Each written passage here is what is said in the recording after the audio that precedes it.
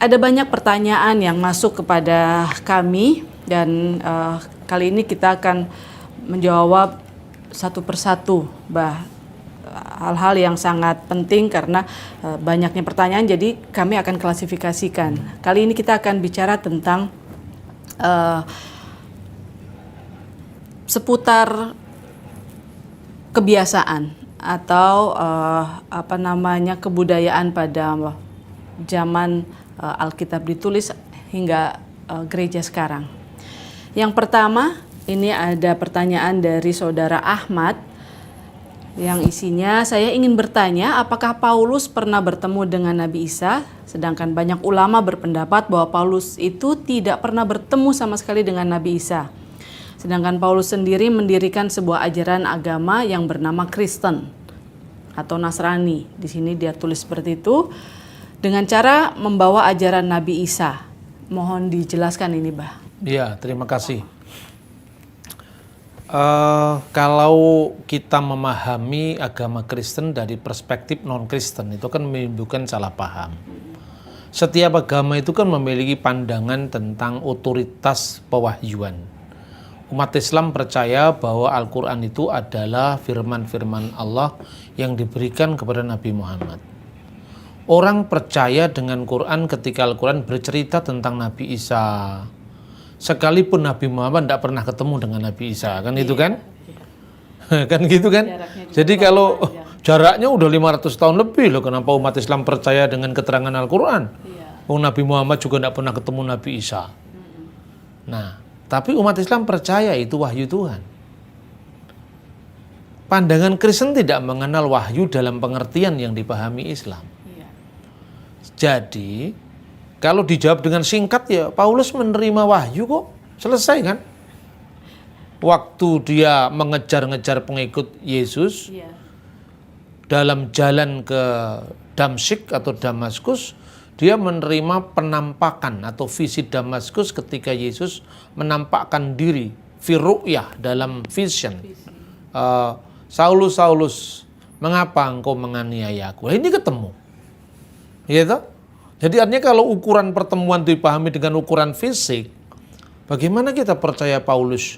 Karena Paulus tidak bertemu secara fisik dengan Nabi Isa, dengan Yesus. Dan Nabi Muhammad juga tidak pernah ketemu. Jaraknya lebih dari 500 tahun. Ya kalau memakai logika ilmu sejarah dalam pengertian seperti ini, ya Islam tidak masuk. Kristen masih lumayan lah masuk, karena apa? Sekalipun Paulus tidak pernah ketemu Yesus secara fisik, tetapi dia hidup di abad yang sama. Dia hidup di abad pertama. Paulus bertemu dengan Petrus. Paulus bertemu dengan Yakobus. Paulus mengikuti pertemuan di Yerusalem. Ketika apa yang disampaikan check and recheck dengan sumber yang masih hidup. Ketika Paulus meninggal tahun 67, dia bersama-sama dengan Petrus, muridnya Yesus. Yang meninggal kira-kira tahun 64, 3 tahun sebelum Paulus meninggal. Paulus ketemu dengan Yakobus yang adalah masih kerabat Yesus dari Yusuf, ya, suami Maria yang tidak ada hubungan biologis dengan Maria. Tetapi artinya dia hidup di abad yang sama.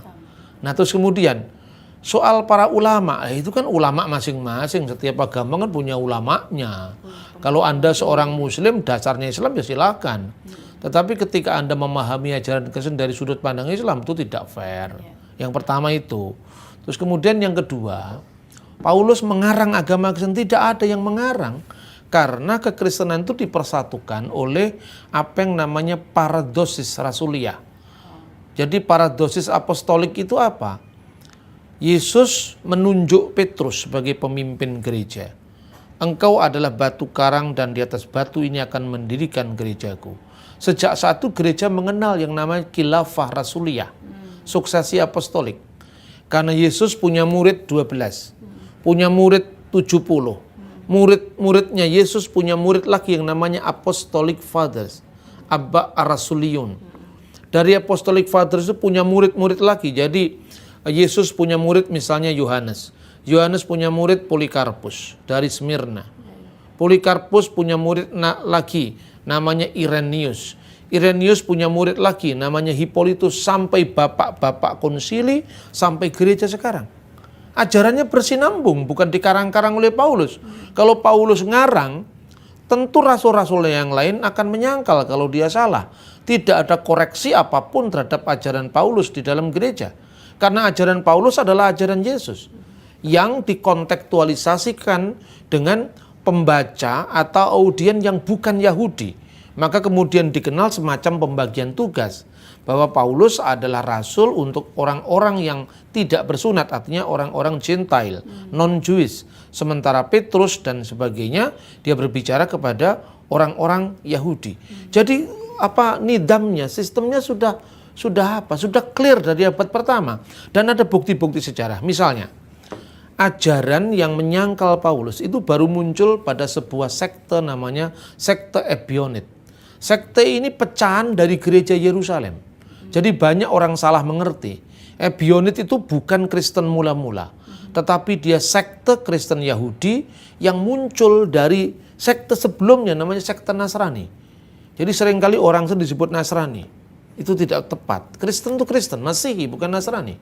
Nasrani itu sebutan Islam tentang kekristenan. Nasrani itu adalah bagian dari sekte Kristen Yahudi. Dan itu tidak mewakili seluruh kekristenan. Kita jangan mau dong disebut Nasrani. Kita bukan orang Nasrani. Kita orang Kristen. Orang Arab, Abuna Hadratak Masihi wala Nasrani.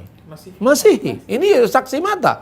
Ini orang Arab, Kristen, ya orang Mesir, anak Masihi, bukan Nasrani. Nah, jadi jangan mengukur agama orang lain dari ukuran Al-Quran. Karena Al-Quran bukan kitabnya orang Kristen, itu kitabnya orang Islam. Terus kemudian ketika rasul-rasul itu punya murid lagi.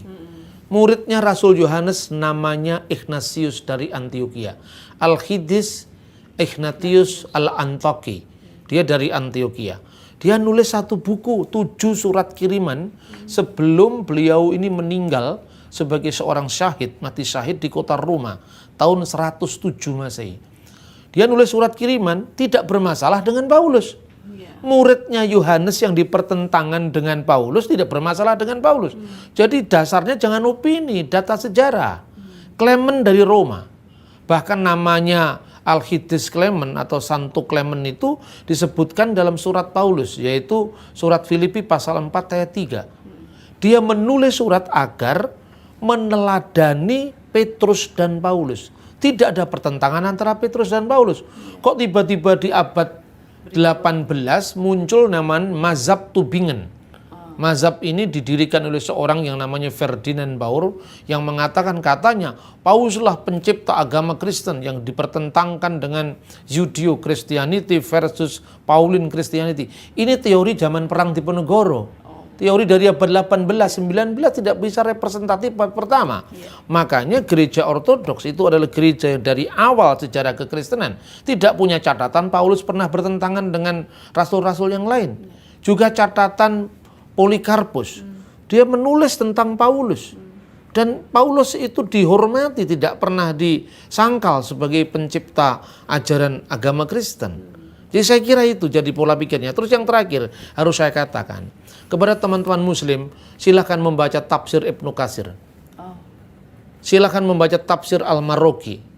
Silakan Anda membaca tafsir yang kecil itu, tafsir Yasin Al-Hamami, karya Syekh Hamami Jadah. Paulus diakui di sana. Jadi ada nama Paulus. Ada nama Paulus. Jadi utusan dari surah Yasin itu, 2 utusan Nabi Isa itu dalam tafsir Ibnu Katsir. Itu disebutkan namanya adalah Yuhana wa Sam'un. Ya, disebutkan ismu Rasulain al-awaliyin Sam'un wa Yuhana wa ismu Thalid Bulus. Jadi rasul yang pertama diutus ke Antioquia yang pertama adalah Simon Petrus dan Yohana, dan nama ketiga adalah Paulus. Jadi tafsir Bulus ismu Thalid Bulus. Jadi tidak ada masalah dengan Rasul Paulus dalam kitab-kitab pesantren. Sebentar, Bah. Bulus itu beda dengan bulus dalam bahasa kita kan? Beda, bulus bahasa kita itu kan penyu. Itu Paulus itu bulus bahasa Arab. Risalat itu bulus Rasul al-awal ila ahli Korintus mathalan. Oke.